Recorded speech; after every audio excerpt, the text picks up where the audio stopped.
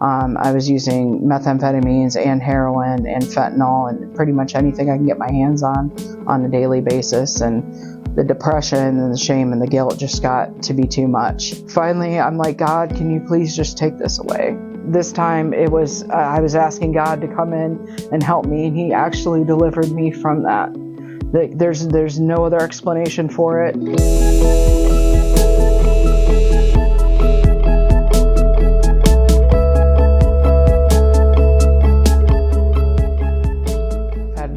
A bunch of ups and downs. My mom's still here. My dad's not. They were divorced when I was in my teenage years, so that was kind of rough for all of us and changed the trajectory of like my whole life, really. After, because my dad went to singing in the church choir to smoking crack, so it kind of like changed my whole life. Yeah. So I glorified my dad. I was a daddy's girl, and I was like, I'd always follow him around. He'll be working in the yard. I'll be like, being like, hey dad, show me this, He gardened a lot. I was into 4-H. So we were really a tight knit family, and he ended up getting a DUI, and my mom and him were still married at that time, and it kind of sent him down a road that was very dark. So he went from being an alcoholic to using illicit drugs and bringing numerous people around that weren't the best types of people to be around. So my mom got sick of it and wanted a divorce. So I went from having a wholesome environment at home to just toxic all the time. My parents fighting, my mom not knowing what to do. And at that time I was like, I'm mad at my mom because I thought my mom was breaking up the family, but because she was just not putting up with anything that he was, bringing around, and knew what was best for us. So I went and see my dad on the weekends and stuff, and me and my brother were really close with my dad, and my other sisters weren't so much until later on, till we were adults. But and then I was really angry, and I started drinking and using at a very young age. So I was probably about 11. When I started using. So it was really difficult for me to handle. I didn't know what to do. And so instead of playing sports like a regular middle school kid would, I was drinking and partying, and it basically got me to the point where I dropped out of school, and I couldn't wait to be 18. I just wanted to grow up and move away from everything. And I moved to Virginia for 14 years, searching for something. I have 2 kids out of wedlock. I thought that, the men that I was with were going to be good dads and hang in there. And I was with my son's father for 5 years. And I really thought that, we were going to be a family, and I was going to find that missing piece. And we weren't.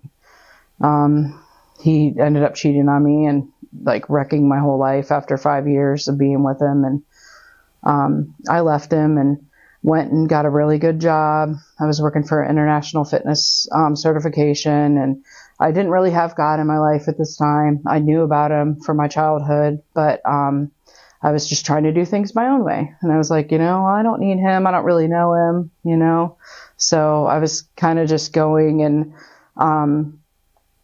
and trying to figure out life myself. So I was being a single mom, and my mom ended up moving to Virginia with me. And so I lived in a condo. I had my own condo, had a good job, ended up getting back with my son's father, and he talked me into having an abortion instead of keeping the kids. So that set me into a spiral.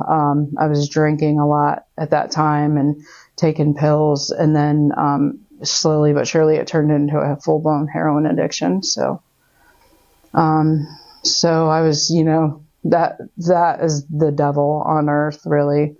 It teaches you to live a different way. And I really feel that the substances were going to help me get through and help me day to day numb the feelings that I was feeling, so I didn't have to deal with things, because I thought that was what I was supposed to do. My dad did it, My mom was on antidepressants. She did the same thing, only legally, So I thought that's how I was supposed to handle things, smoke weed, drink, And then later on, pills and substances that were, just filling that void that just made things worse. It made things way worse. So I eventually got to the point where I lost custody of my son to my mom. And I wouldn't wake up from whatever destructive path I was on. I just kept going and getting worse and worse, and went to jail, in and out of jail. And finally I got put on probation, and they put me on methadone. Methadone is a medication-assisted treatment. It helps you with your addiction. So with probation and the methadone treatment, I had counseling every week. I went to meetings within the counseling, a place where I was getting my medicine. And it got to the point where I was a year clean. I was pregnant with my daughter, and I was still going to treatment, and I was with her father, and we were both going through treatment together. And we had our own house. We started a business. Everything was going well. About 3 years in, he relapsed. So there's nothing I could really do. I had to leave him. I couldn't have my daughter around that. And I thought, if I stayed, then I was going to end up relapsing. I did later relapse, because we're not perfect. Everybody has their faults, and no matter how hard we try, sometimes the devil he knows our weaknesses. So he'll come in and swoop in and really attack when we're most vulnerable. So, and I didn't really have a good relationship with God to be able to reach out to him and be like, hey, can you get me out of this situation?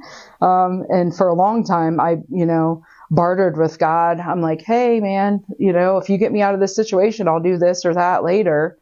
Kind of like trying to convince him hey, you help me, I'll help you. And that's not how God works. So, I was homeless. I was jumping around different places. I was, hanging out with people that were doing things that I would never even imagine doing. I was using methamphetamines and heroin and fentanyl and pretty much anything I can get my hands on a daily basis. And the depression and the shame and the guilt just got to be too much. And I tried numerous times to take my own life. So with all those failed attempts, I kept asking God, why am I here? And I'm just miserable. I'm miserable every day. I wake up and do the same thing over and over again. I'm away from my kids. I'm away from my mom.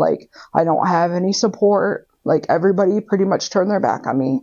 And I'm just meeting all these people that are also broken and hurting, and they're doing the same things as me. And of course, birds of a feather flock together.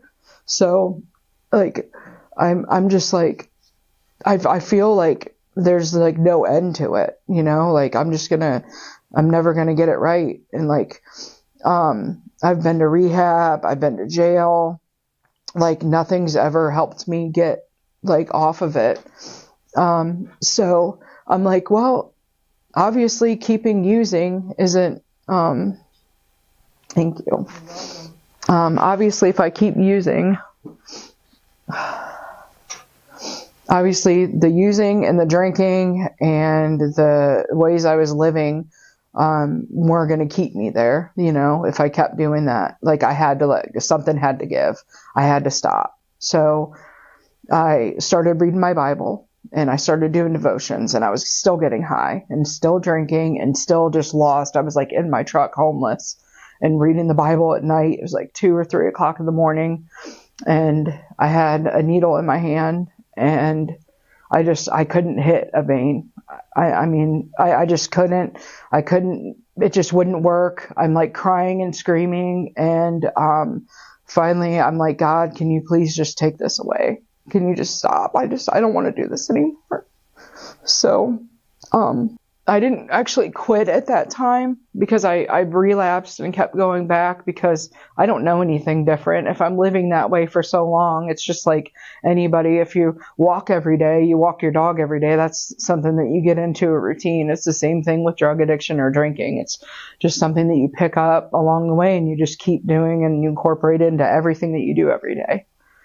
So finally, I kept plugging in. I kept looking for different ways to change, and I kept asking God to take desires and urges away. And I'm like, I just don't want this anymore. I want it to be gone.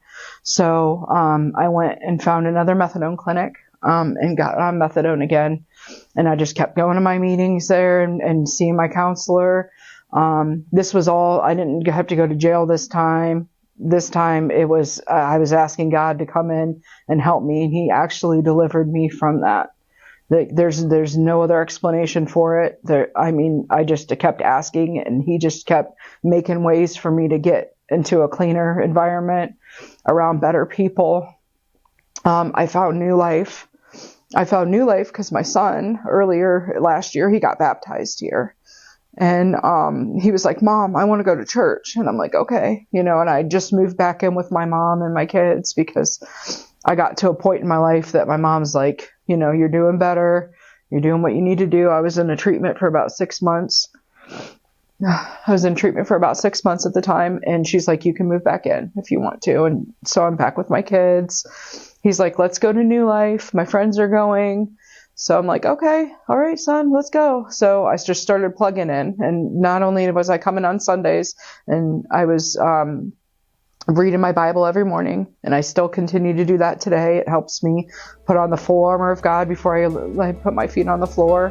And I just wanted different. And I had to get rid of all the junk to get different. Like, you can't hold on to pieces of your past and move forward. Like, the only thing that's true the whole time is these little mustard seeds that people plant about God, so that you can bring with you to be able to advance into the next level of your life,